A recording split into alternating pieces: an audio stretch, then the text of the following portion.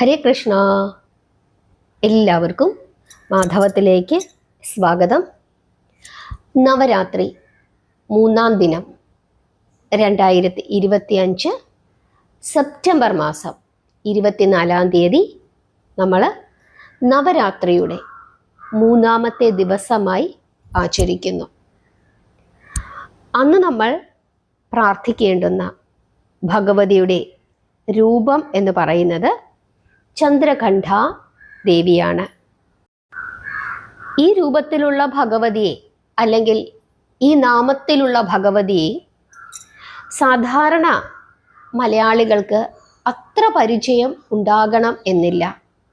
എന്നാൽ ഉത്തരേന്ത്യയിലൊക്കെ നമ്മൾ സഞ്ചരിക്കുന്ന സമയത്ത് അവിടെയുള്ള പല ക്ഷേത്രങ്ങളിലും ഭഗവതിയുടെ ഈ രൂപത്തെ നമുക്ക് കാണാനായിട്ട് സാധിക്കും. ആരാണ് ചന്ദ്രഘണ്ഠാദേവി? ശ്രീ പാർവതീദേവി തന്നെയാണ് ചന്ദ്രഘണ്ഠാദേവി.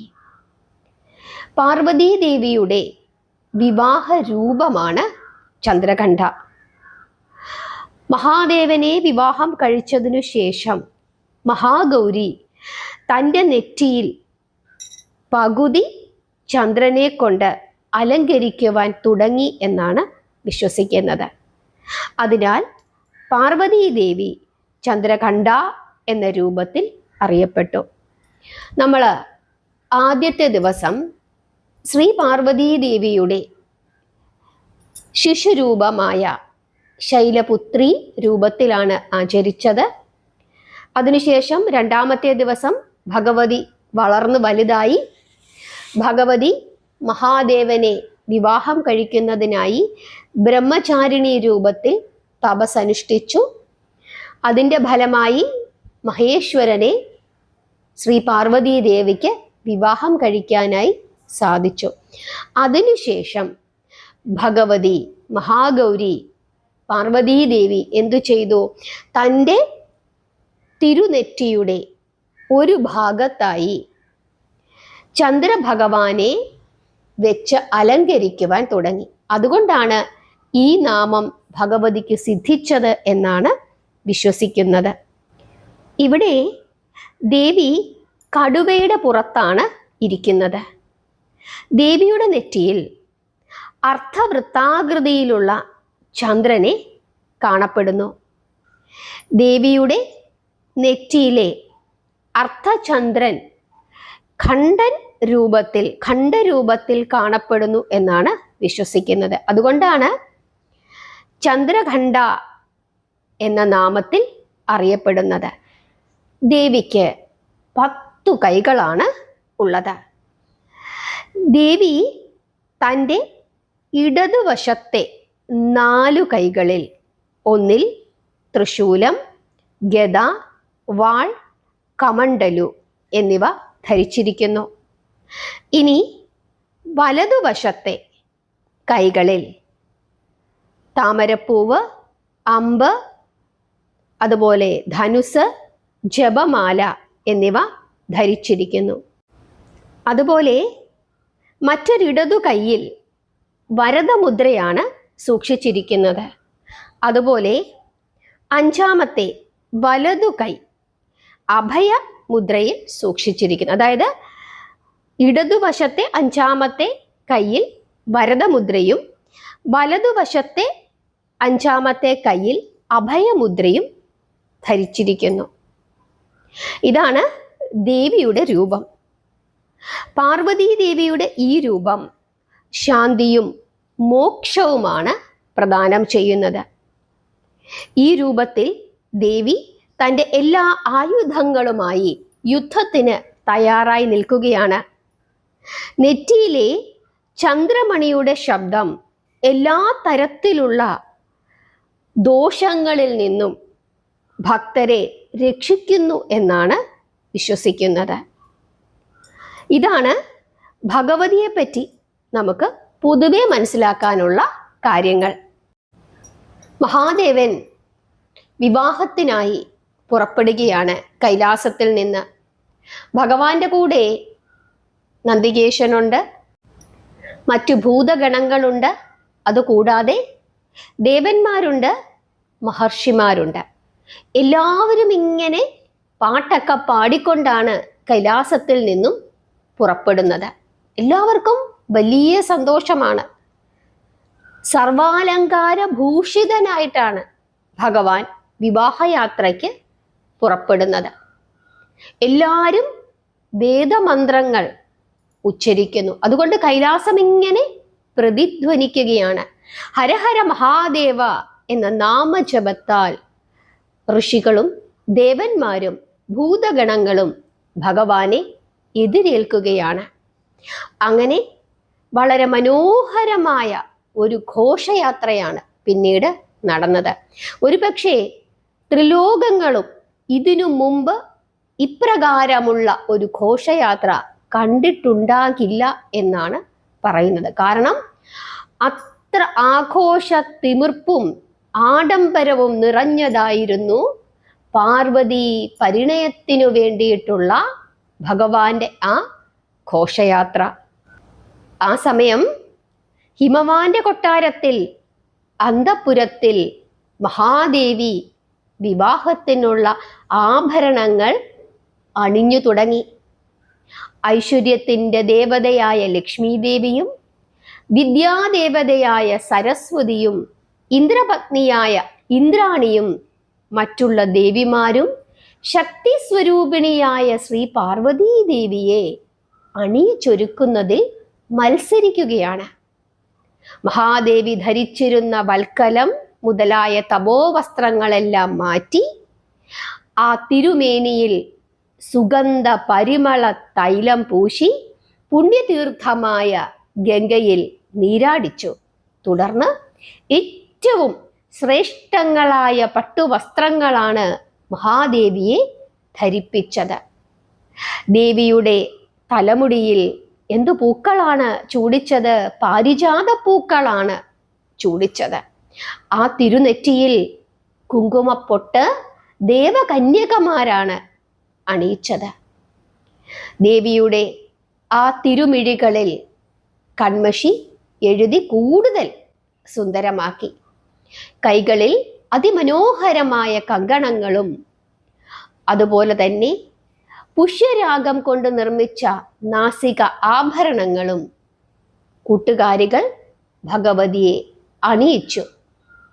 കഴുത്തിലും അരയിലും കാലുകളിലും നവരത്നങ്ങൾ കൊണ്ട് തീർത്ത ആഭരണങ്ങളാണ് സ്ഥാനം പിടിച്ചത്. അങ്ങനെ ദീർഘകാലത്തെ തപസ്സുകൊണ്ട് ശോഷിച്ചു ശുഷ്കമായിരുന്ന പാർവതീദേവിയുടെ ശരീരം അതിസുന്ദരമായ രീതിയിൽ തിളങ്ങി വിളങ്ങി.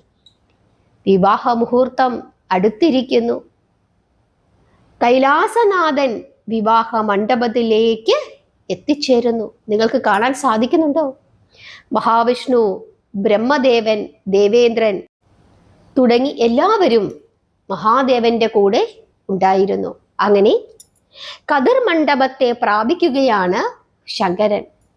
ശങ്കരനെ പുഷ്പവൃഷ്ടിയോടുകൂടിയാണ് എല്ലാവരും സ്വീകരിച്ചത്. ഇന്ദ്രനീല കല്ലുകൾ പതിച്ച ദിവ്യാസനത്തിലാണ് ഭഗവാൻ ഇരുന്നത്. പ്രപഞ്ചനാഥനായ ഭഗവാൻ ആസനസ്ഥനായി കഴിഞ്ഞപ്പോൾ സഭാവാസികൾ എല്ലാവരും യഥാസ്ഥാനങ്ങളിൽ ഇരുന്നു. ശ്രീ പാർവതി പരമേശ്വര പരിണയം ദർശിച്ച് സായുജ്യമടയാൻ 3 ലോകത്തുമുള്ള എല്ലാ ജനങ്ങളും അവിടെ എത്തിയിരുന്നു. അക്കാരണത്താൽ ഹിമാലയ പർവ്വതം വിറകൊണ്ടു. ഭൂലോകത്തിന്റെ ഉത്തരഭാഗം ഭാരക്കൂടുതൽ കൊണ്ട് താഴുകയും ദക്ഷിണഭാഗം ഉയരുകയും ചെയ്തു. ഭൂഗോളത്തിൽ അനുഭവപ്പെട്ട ഈ ചലനം വിവാഹവേദിയിൽ സന്നിഹിതരായിരുന്ന ദേവന്മാരെയും മുനിമാരെയും പരിഭ്രാന്തരാക്കി തീർക്കുകയും ചെയ്തു. കാരണം അത്രത്തോളം ജനങ്ങൾ ഒരു ഭാഗത്ത് തിങ്ങി നിറഞ്ഞ് നിൽക്കുകയാണ്. അവർ സാക്ഷാൽ മഹാദേവനോട് തന്നെ സങ്കടം ഉണർത്തിച്ചു. ഉടൻ തന്നെ ഭഗവാൻ അഗസ്ത്യമുനിയെ വിളിക്കുവാൻ ആവശ്യപ്പെട്ടു. കൽപ്പന കേൾക്കെ അഗസ്ത്യമുനി ഭഗവാന്റെ സന്നിധിയിൽ എത്തിച്ചേരുകയും മഹേശ്വരനെ വണങ്ങി നിൽക്കുകയും ചെയ്തു. അപ്പോൾ ഭഗവാൻ ഇങ്ങനെ പറഞ്ഞു: മഹാമുനി, ത്രിലോകവാസികളും ഹിമാലയ ശൃംഗത്തിൽ എത്തിയിരിക്കുന്നു. അതുകൊണ്ട് ഭൂമിയുടെ സന്തുലനാവസ്ഥ നഷ്ടപ്പെട്ടിരിക്കുന്നു. ഭൂഗോളത്തിന്റെ ഉത്തരഭാഗം താഴുകയും ദക്ഷിണഭാഗം ഉയരുകയും ചെയ്തിരിക്കുന്നു. ഈ സ്ഥിതി തുടർന്നാൽ സ്വർഗലോകം താഴുവാനും മഹാമേരു പർവ്വതം തുലനാവസ്ഥ നഷ്ടപ്പെട്ട് ചരിഞ്ഞു വീഴുന്നതിനും സാധ്യത കാണുന്നു. ഭൂമിയെ സന്തുലനാവസ്ഥയിൽ നിർത്തുന്നതിന് അങ്ങ് ദക്ഷിണ ഭാരതത്തിലുള്ള സഹ്യാദ്രിയിലേക്ക് യാത്ര ചെയ്താലും. ഇങ്ങനെയാണ് മഹേശ്വരൻ അഗസ്ത്യമുനിയോട് പറഞ്ഞത്. മുനിമാരുടെ കൂട്ടത്തിൽ ഏറ്റവും പൊക്കം കുറഞ്ഞവനാണ് അഗസ്ത്യമുനി എങ്കിലും ത്രിലോകങ്ങളെക്കാൾ അദ്ദേഹത്തിന് ഭാരമുണ്ടായിരുന്നു. വളരെ ശ്രേഷ്ഠമായ ഒരു ചുമതലയാണ് മഹേശ്വരൻ തന്നെ നേരിട്ട് ഏൽപ്പിച്ചത്. പക്ഷേ അദ്ദേഹം മറ്റുള്ളവരെ പോലെ സന്തോഷിക്കുകയോ അഹങ്കരിക്കുകയോ ചെയ്തില്ല. മറിച്ച് അദ്ദേഹത്തിന്റെ മുഖത്ത് ഒരു വിഷാദ ഭാവമാണ് ഉണ്ടായത്. അതിനു കാരണം തിരക്കി സർവേശ്വരൻ.